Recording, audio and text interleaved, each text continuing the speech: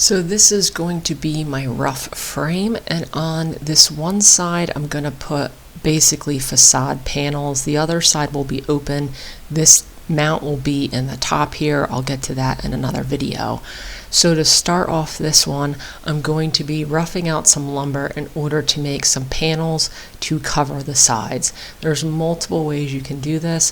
I decided to do this exactly like I would with a door panel. It will make it so that that panel on the inside there will be able to float.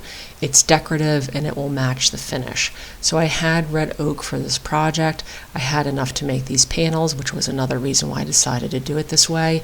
So I went through and did this exactly like I would do for cabinet doors. The only difference is my rails and stiles are a little bit thinner than I would usually do. These were, I think, only about 1.25 inches. I made them this thin so that they match the piece a little bit better than some thicker material. So I just went through and ripped this into 1.25 strips.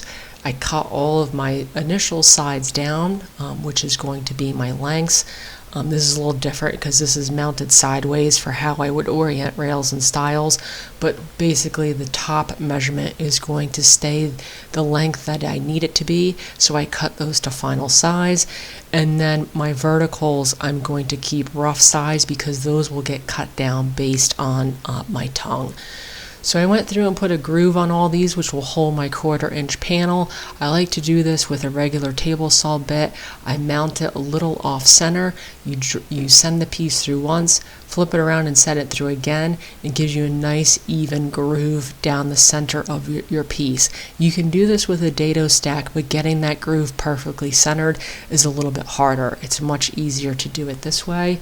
You're usually left with a little bit of material in the center, which you could either cut again on the saws, send it through for a third pass, or usually what I do is just chip it out.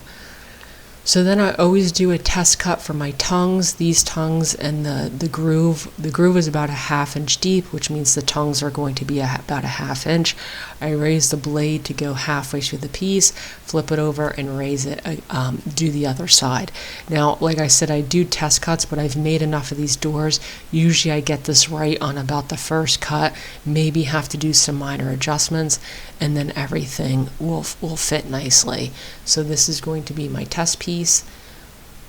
The receiving end, you want it to be a nice fit, not too loose. You don't want to have to beat it to get it in there. And once everything looks good, I could go through and cut all of my verticals. So that's what that piece looks like. And I apologize, throughout this video, there's a part of my camera stand kind of hanging out in the corner. Unfortunately, that's usually something I don't realize till it comes time to edit it, and it's too late at that point.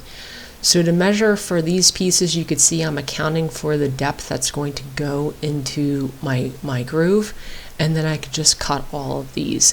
I like to do stuff like this, especially in how-to videos. I don't necessarily always draw this stuff out in real life, but when I'm filming, I do, just so people can get a visual representation of how all those measurements are accounted for.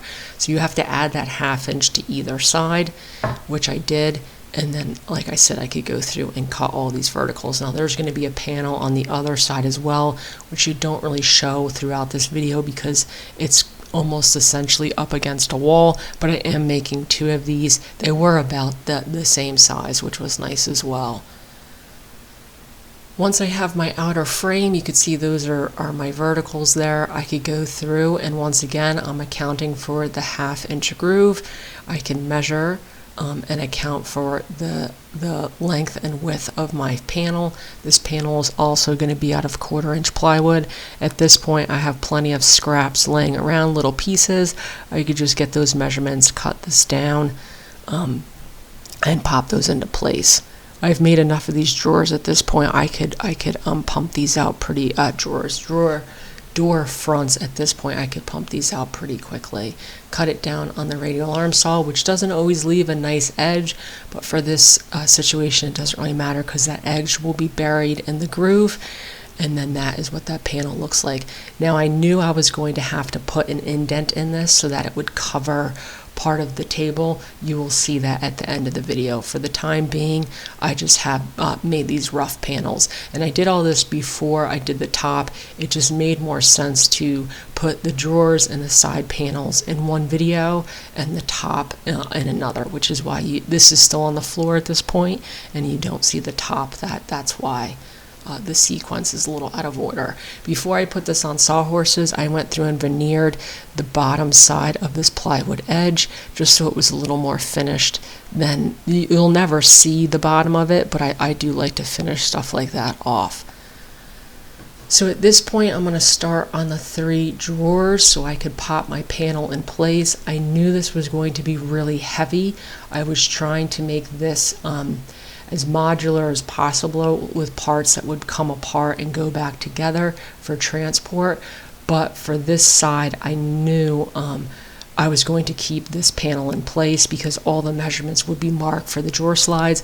So I put some glue on it, popped it in place, and brought it into place permanently. My drawer slides of choice at this point are these Blum undermount drawer slides. They have the metal clips.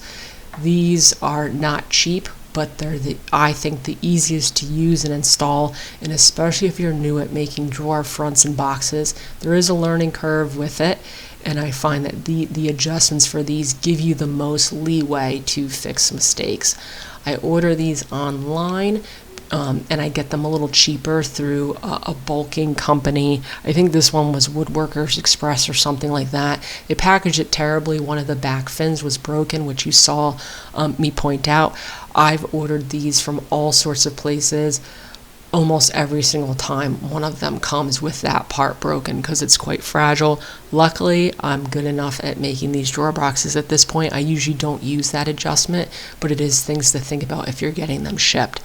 Basically, I got 21-inch slides, so I have to make a 21-inch drawer box. That's the simple math for this. The rest of this, you have to give a certain amount of clearance for the bottom, a certain amount of clearance for the top.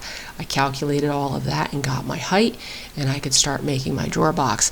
Now, these slides, like I said, they are really nice to use, but there is, in my opinion, a little more math involved.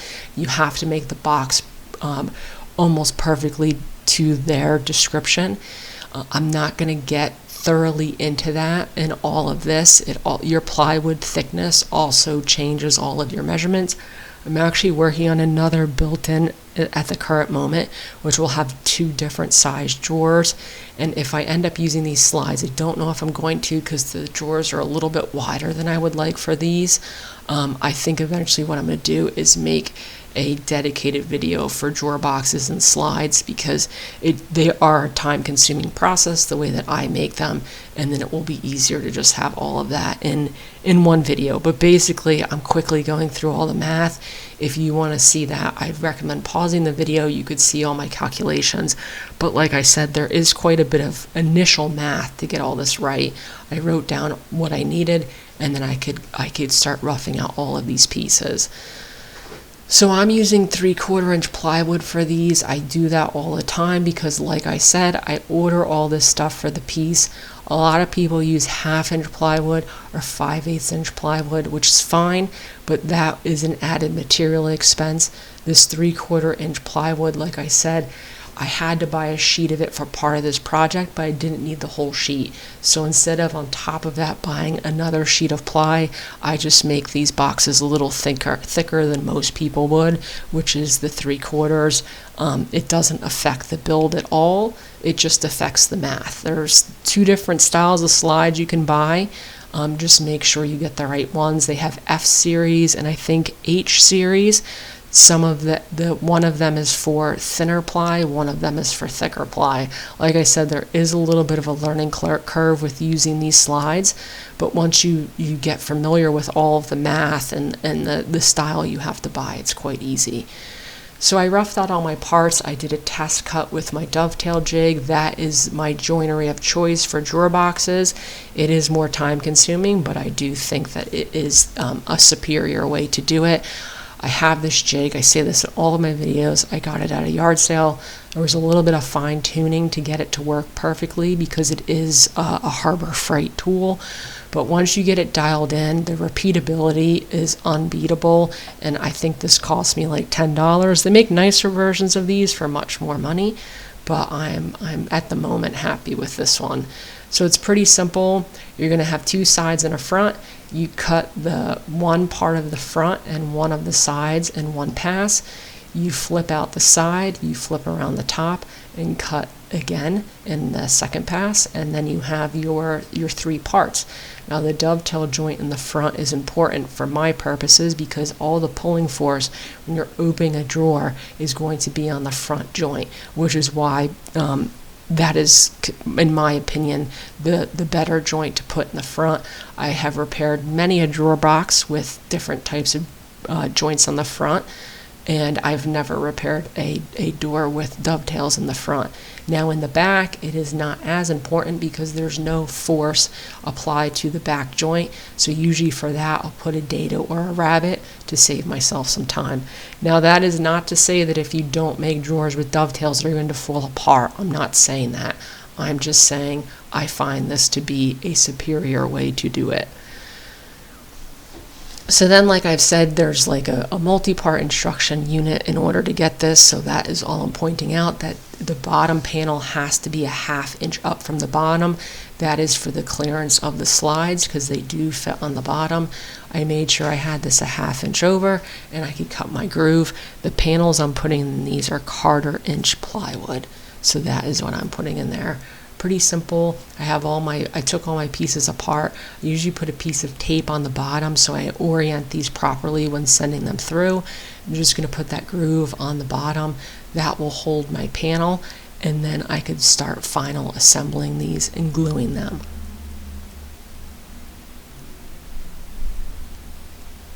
So that is just sending them all through. And then, like I said, I'm just putting a rabbet on the back for the back side. Sometimes I do a dado, but with these drawer boxes, because you have to put a hole in the back for the back adjustment, it's easier to put a rabbet on the back side. So I started just doing that on the back instead of dados. So this is just going to be a 3/4 inch rabbet for my 3/4 inch ply. Those are all the grooves I have. The bonus to all of this, and I say this in all sorts of circumstances where I'm using joinery, anytime you can multiply the surface area of a woodworking joint and put more glue on that joint, the stronger it's going to be. So all these dados and rabbets and joints will hold more glue than butt joints, so they're going to just be stronger by nature. So then at this point, I have my three sides. I can measure for my bottom panel, accounting for the thickness of my groove. I have to add that into place, as well as accounting for it going all the way back. And then I could rough out all of the plywood for the bottom. I'm going through this pretty quickly, but you could see just how time-consuming drawer boxes are. Drawer fronts, making doors, I find to be a much easier, faster process. I don't hate making drawer boxes, but they definitely are time-consuming doing it this way. So I could pop that panel into place, square up the whole box, and then I cut for the back. I like to do it this way. I like to build as I go.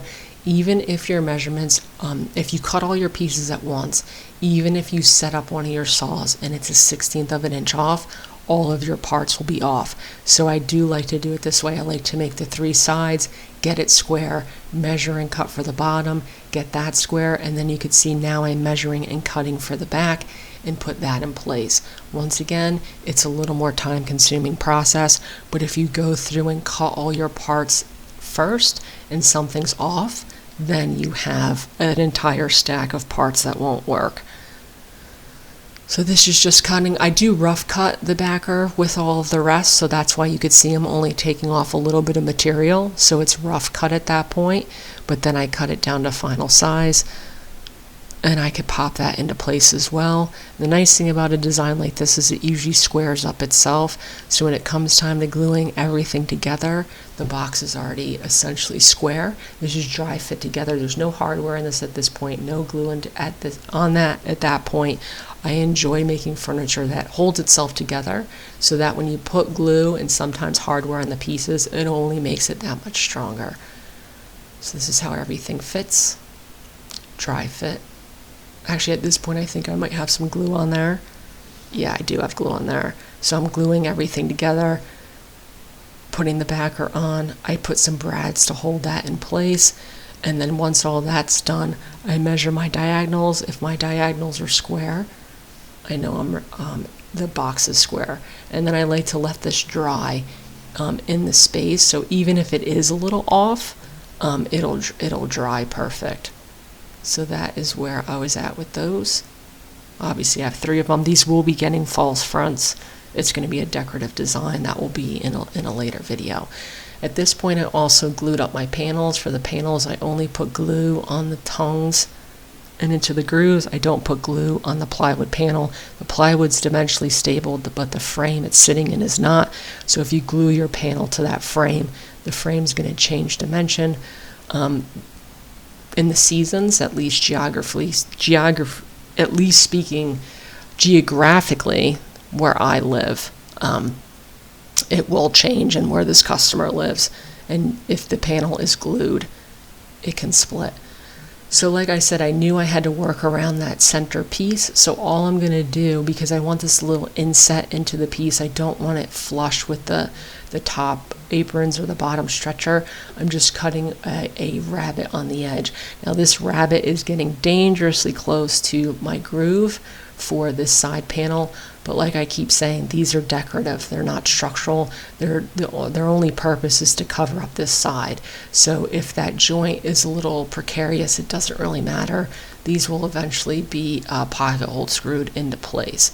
So you can see by hammering that in place, they're a little inset now. And they also cover that plywood edge. So I killed 2 birds with 1 stone. I don't have to worry about veneering that. I'm not going to film showing how I mounted these. This was a really easy way to mount these because there are no partitions. I can move them around however I wanted.